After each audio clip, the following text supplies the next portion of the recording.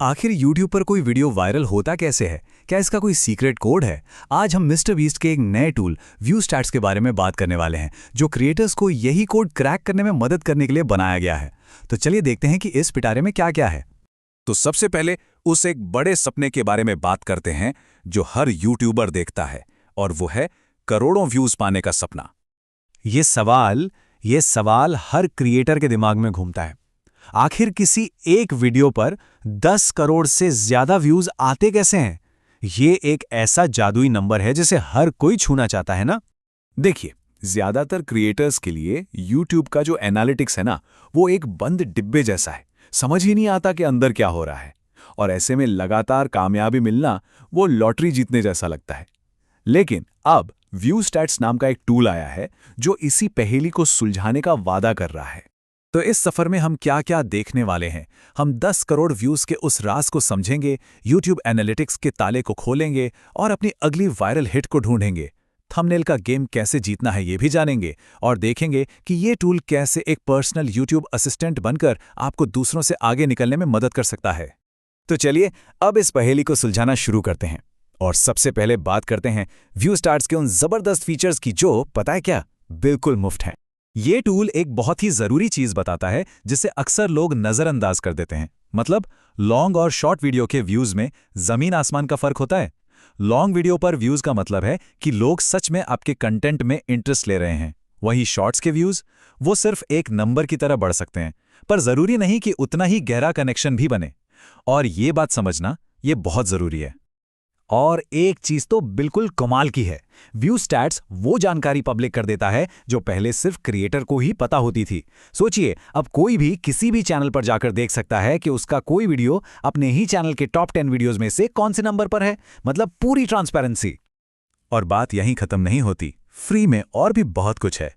जैसे आप किसी भी वीडियो के AB थंबनेल टेस्ट की पूरी हिस्ट्री देख सकते हैं, अपने जैसे दूसरे चैनल्स को ढूंढ सकते हैं, टॉप 50 चार्ट्स को ट्रैक कर सकते हैं, और तो और एक क्रोम एक्सटेंशन भी है जो ये सारा डेटा सीधे आपके YouTube पेज पर ही दिखा देता है।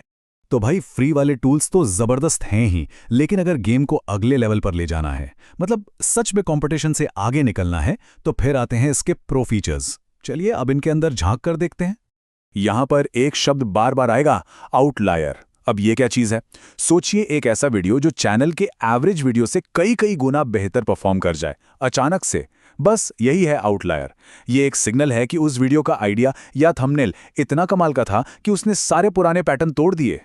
और ये जो आउटलायर टूल है ना, ये ऐसे ही छुपे हुए हीरो को खोजने में मदद करता है। आप अलग अलग फिल्टर लगा सकते हैं, व्यूज के हिसाब से, चैनल के साइज के हिसाब से, या फिर टाइम के हिसाब से, और बस चुटकियों में आपको नए नए वायरल आइडियाज मिल सकते हैं।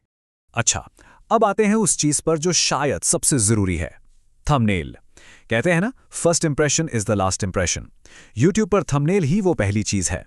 तो देखते हैं कि डेटा की मदद से इस खेल में महारत कैसे हासिल की जा सकती है।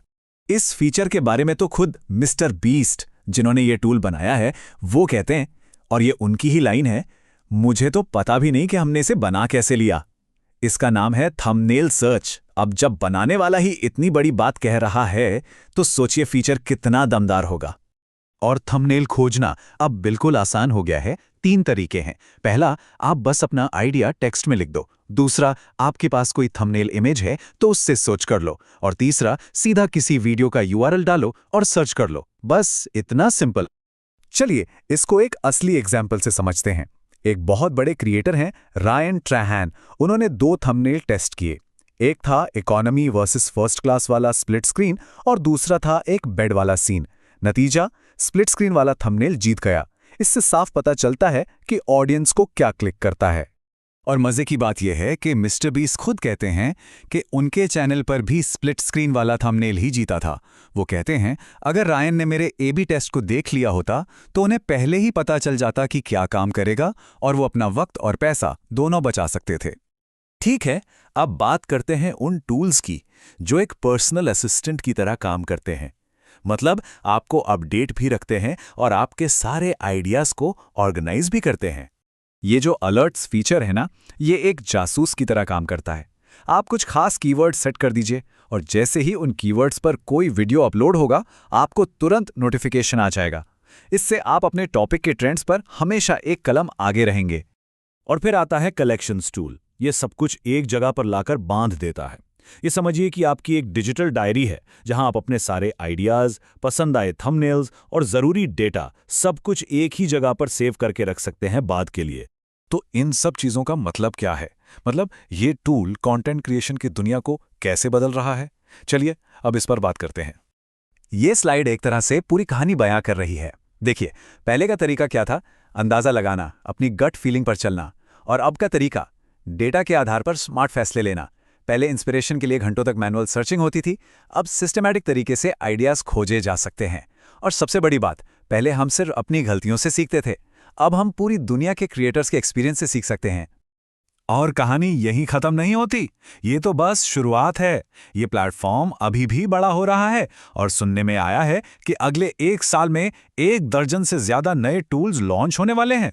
मतलब पिक्चर अभी बाकी है। तो आज की इस पूरी चर्चा से हमें क्या समझ आया? पहली बात, YouTube एनालिटिक्स अब वो डरावना ब्लैक बॉक्स नहीं रहा। दूसरी, वायरल आइडियाज अब किस्मत से नहीं बल्कि एक सिस्टम से खोजे जा सकते हैं।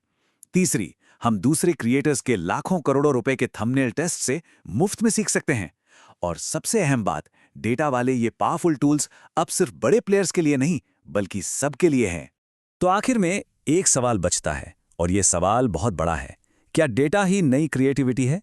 जरा सोचिए, क्या आने वाले वक्त में सबसे बड़ा और सफल क्रिएटर वही होगा जो सबसे अच्छा डेटा एनालिस्ट भी हो?